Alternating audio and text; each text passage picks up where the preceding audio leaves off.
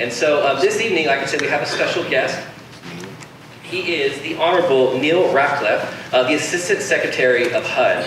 Mr. Rackleff is responsible for the administration of nearly $40.9 billion in HUD federal funding.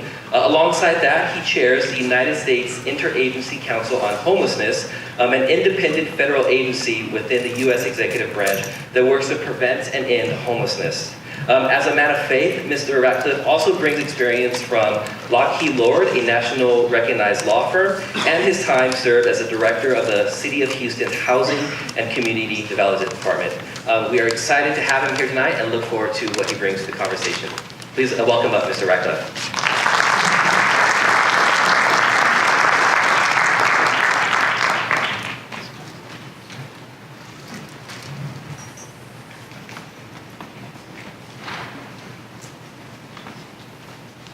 Good evening. Thanks. It's great to be with you. It's a real pleasure to take a few minutes and talk with you about some of the things that you're beginning to do and some of the things that you have been doing for quite some time in Orange County. I'm from Orange County. I'm a native Orange Countian. I'm not sure I pronounced that correctly, but I was born in St. Joseph's Hospital in the city of Orange, as was my lovely wife. I've lived most of my life in San Clemente and am a graduate from San Clemente High School. So we're pretty familiar with the area. We love this area. My wife and I moved to Texas. We love Texas too. Texas is pretty awesome. Yeah, I know I get carried away to hear some jeering out there. But nothing's quite like Orange County. And every time I come back and feel the weather here, I say, why in the heck did I leave? I don't know. In my role at HUD, we are responsible for funding most of the homeless initiatives that the federal government is involved in. And I can tell you, it's been very encouraging because I've had opportunity over the last 2 days to meet with several folks at the United Way and who are involved in the United and Ending Homelessness movement. Had opportunity to visit with Judge Carter, who I think is a pretty cool dude.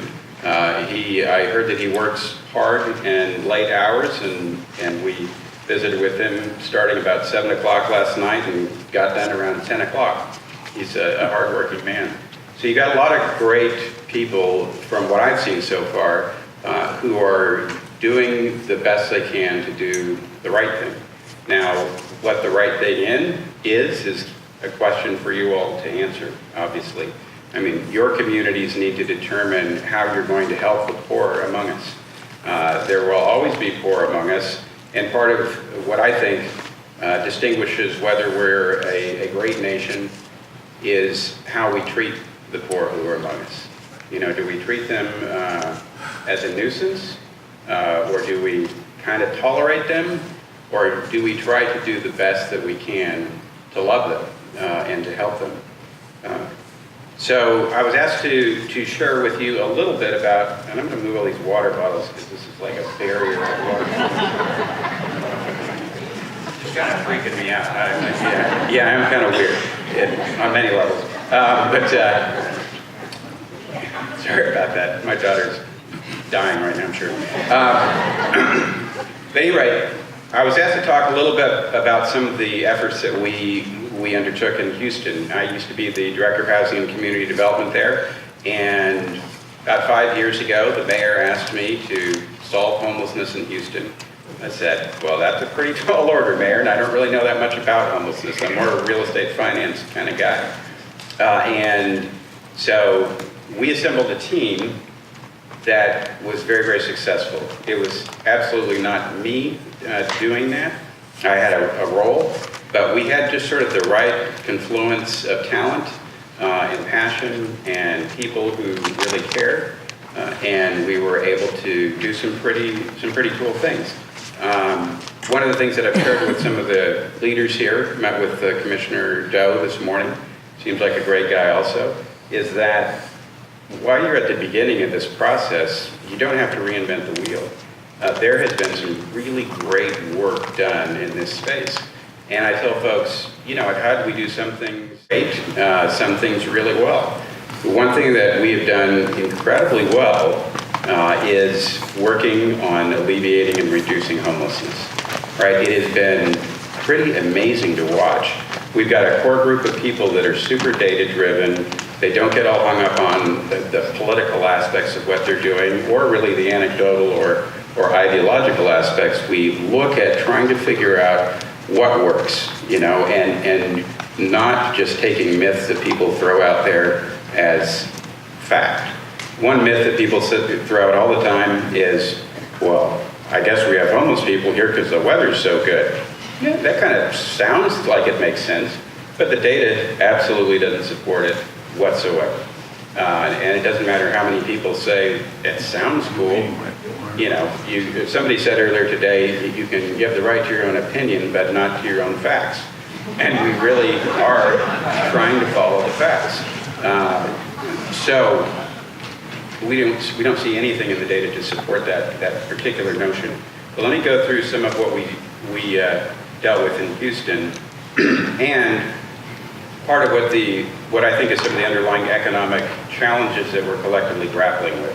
So homelessness, in some senses, is rising, right? The affordability of housing is becoming a huge problem across the country. 40% of Americans can't afford basic necessities, and 38% of renters spend more than a third of their income on housing. That's a precarious position for people to be in. A recent Harvard housing report indicated that from 1990 through 2016, median rent rose 20% faster than overall inflation. And when rent escalation outpaces income increases, you just have a problem, right? I was an English major, and even I can figure that out. In looking at home ownership, from 1990 to 2016, the median home price rose 41% faster than overall inflation. It's great if you're a homeowner and you're generating equity, you're pretty psyched. But if you are a renter, you're not gaining any of that equity. From 1960 to 2016, home values increased, these are national statistics, 112%, while owners' income increased 50%. So there's a real disparity out there, and honestly, we're seeing nationally some of the most acute crises in affordable housing in California, in Los Angeles, and now down in Orange County, in the Bay Area, and also in other high rent areas like Seattle. I mentioned over 38 million households spend more than 30% of their income on housing. This is an interesting graph that I'll show you here. This talks about renters who are in the worst case housing need. Those folks are defined as individuals who are below 50% of the area median income, who don't receive any kind of housing assistance, and pay not just 30%, but more than half of their income towards rent. When you look regionally, the blue line indicates, or columns indicate, percentage of renters who are in that worst case housing need. And the red line indicates the percentage of renters who are receiving housing assistance. Now, all our data shows that the most significant housing crises are in these high rent areas, the West Coast, New York as well. But look at the West.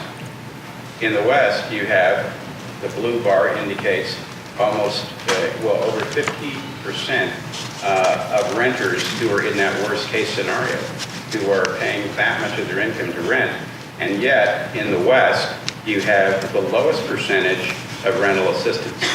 Now, look, I'm a Republican conservative dude, and I'm a free market guy, but there are market failures. Sometimes the market just doesn't do what we need it to do.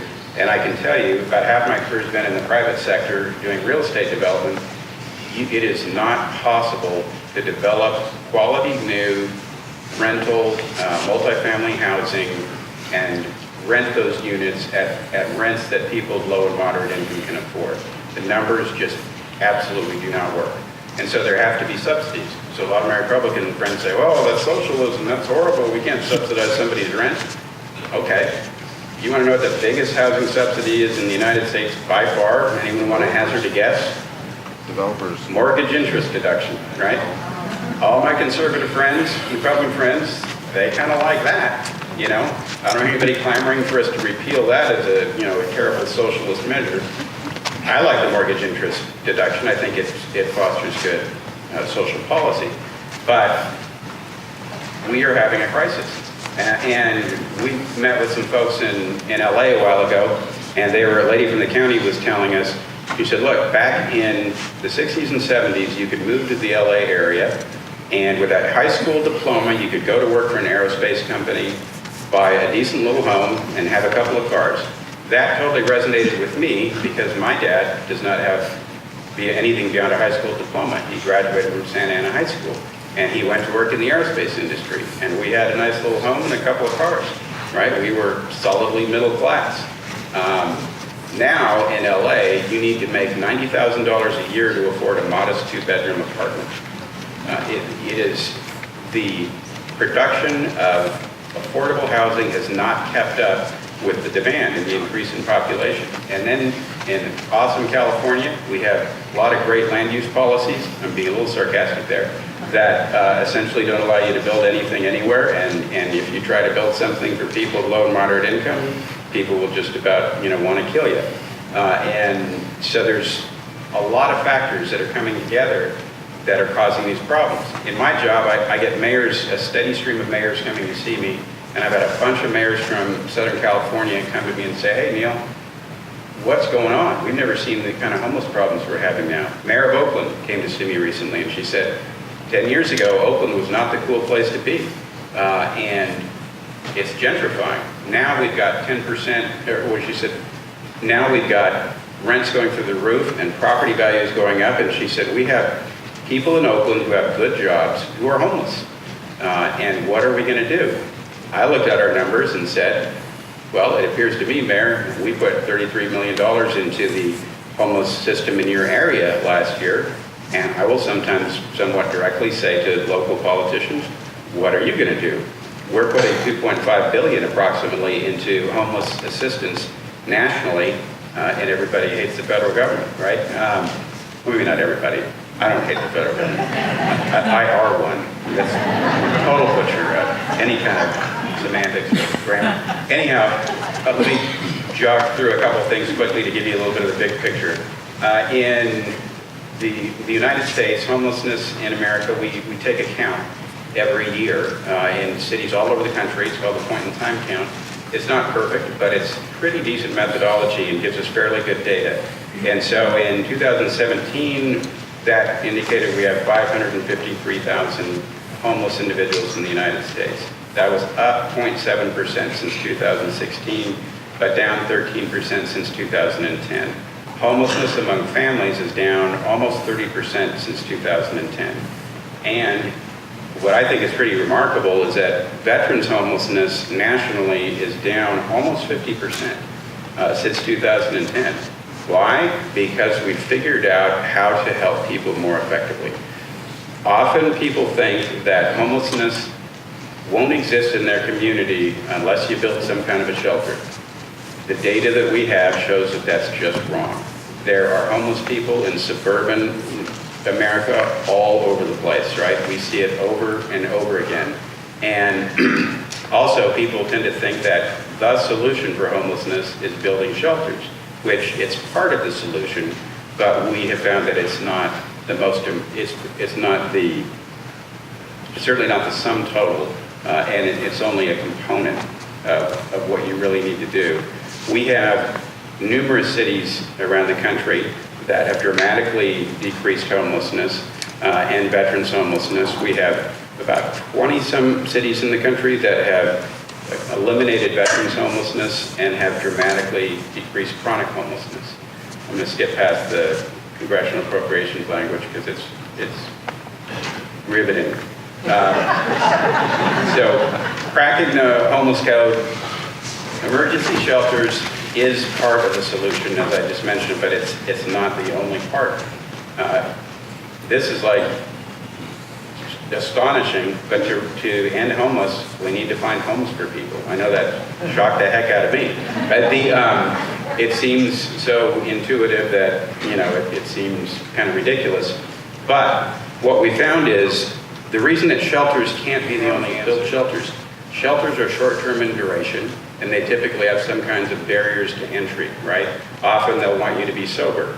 If I was a heroin addict living in the bushes for the last 6 years, is it likely that I'm going to, in that unstable environment, be able to stabilize and become sober so I can get into a shelter? And if I do get into the shelter, shelters are short-term in duration, so people time out of them in, say, 3 to 6 months. And these hardcore chronic homeless folks who have been on the street for years, where do they go? They go into they stay in our communities, and they go through this revolving door of our jails and our emergency rooms. There was a very good documentary that Frontline did about this housing first methodology. So some smart guys in New York about 15 years ago said, hey, why don't we maybe try a totally different approach with these really hardcore homeless folks? Why don't we just move them into an apartment instead of a shelter and give them good, solid social services to help them stabilize and get better and improve their lives, but not put them in a shelter. And, people's first reaction is, well, that's too expensive. Why should we pay that guy's rent? Well, what we found is that the folks that are living on the street are just costing us an enormous amount of money. Let me see if I can get to some of these stats. So chronically homeless people, who are 12% of the homeless population, make up 80% of total government costs spent from emergency room visits to jail time. So we are wasting a huge amount of money. On this documentary on Frontline, they went to New York and interviewed a gentleman whose nickname was Footy, who lived on the streets there. They went to the local emergency room and they said, "Do you know Footy? You ever seen him?" They said, "Oh yeah, we know Footy." "How many times have you seen him in the last year?" They said, "At least 100. That's one guy. And it is extraordinary, how much money it costs to do that. When I was told that, hey, let's just start putting hardcore homeless people into apartments, I will tell you, I was skeptical. It sounded like kind of a crazy idea to me. We benchmarked, we went around the country and studied other cities who were doing this, and we found that it works. Now, I'm a member of the Church of Jesus Christ of Latter-day Saints, so my epiphany for this was when we visited Salt Lake City, not surprisingly. And they were doing amazing work there. They embraced this housing first concept, and when they brought new housing units online, these permanent supportive housing units, their chronic homeless population dropped. And in about 3 years, they decreased chronic homelessness over 70%. And you know what? It works in other places too. And so in Houston, we quantified those costs, and we found that we were spending about $103 million a year between the city and the county to keep about 1,500 homeless people on the street. It's incredibly expensive.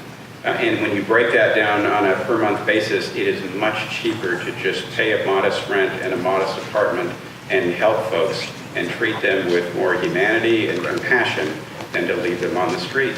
So what we did was we made a 3-year investment toward ending homelessness. We had a lot of really great shelters.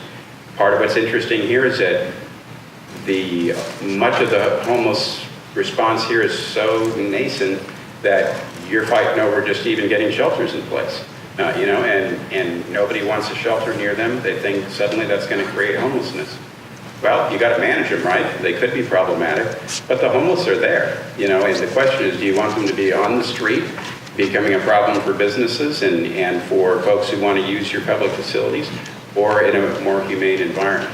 So we decided we were going to invest $102.4 million over 3 years in Houston to generate about 2,500 units of what we call permanent supportive housing to help our chronic homeless population. And I can tell you all kinds of cool stuff about that, but the most important thing is we had wonderful results. So chronic homelessness in Houston was reduced by 70%. We were the first major city in the country to hit steady state in veterans homelessness, meaning if you were a homeless veteran, we had either got you in a home or we had one that you could go to if you would avail yourself of it. And we saw a 50% overall reduction in homelessness. We had to do a couple of things to help make that happen. I know people think, oh, you're just scribbling. We did a lot of hard work. We sat down and said, how do people actually who are homeless, what steps do they have to go through to access those services? And this is the actual diagram of that. This is not just somebody drawing a bunch of random lines, right? It's crazy. The systems were isolated. They weren't talking to one another. The funding wasn't efficient either. This is an actual mapping of the various funding sources to help those who were homeless, and it was about as chaotic as the services map. And so we pulled people together and we said, we're going to fix this. So we streamlined things. We created what we call coordinated access, where we had an HMIS database, so all of our homeless service providers could talk to each other. So if somebody went to a shelter in one part of town and it was full, they could look in their computer and say, oh, somebody somewhere else has some beds that are empty. And we got everybody communicating. We also, HUD has really put a premium on communities actually working together. So if your county and city fight all the time, which ours did, for years, you have to start working together or you don't get funding. And so magically, people started working together. And when the spigot was about to be turned off, we changed the funding. We just organized the system in a way that it had never been organized before. And I will tell you, it took a lot of effort on the part of a lot of people.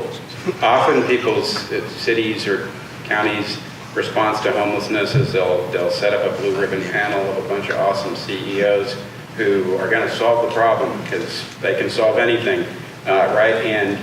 But what we find is those folks generally don't have the time that it takes to dig in and solve these problems. We had teams of people that spent a couple of years crunching the numbers and looking at the data to figure out what our real problem was in Houston. And then the housing authority worked together with the city and with the county and the nonprofit sector and the for-profit sector, and we changed things radically. And there were very, very good results.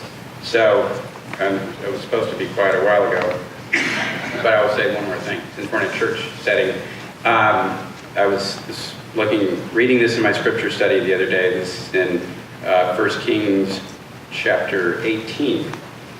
This is when Elijah was called to a mountain.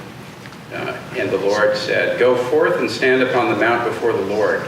And behold, the Lord passed by, and a great and strong wind rent the mountains and brake in pieces the rocks before the Lord.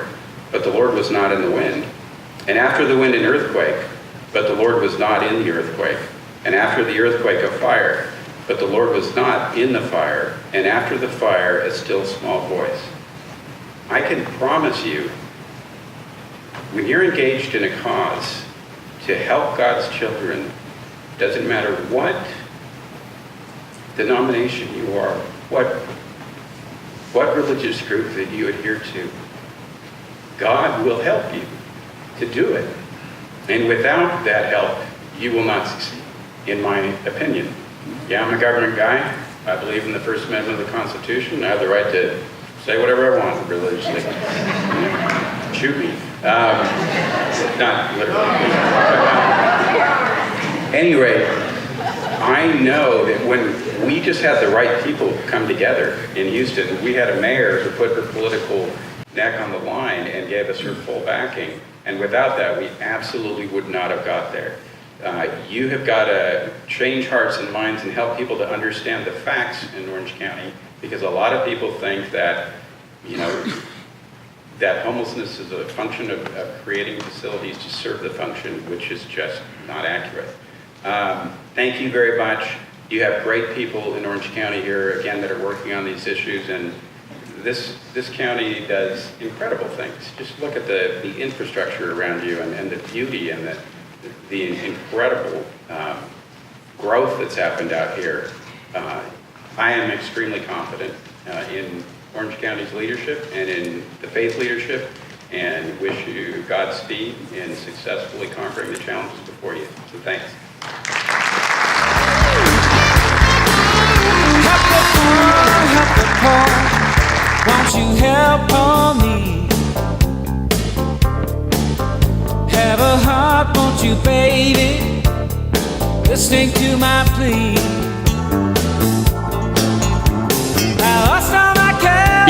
right perspective, damn it.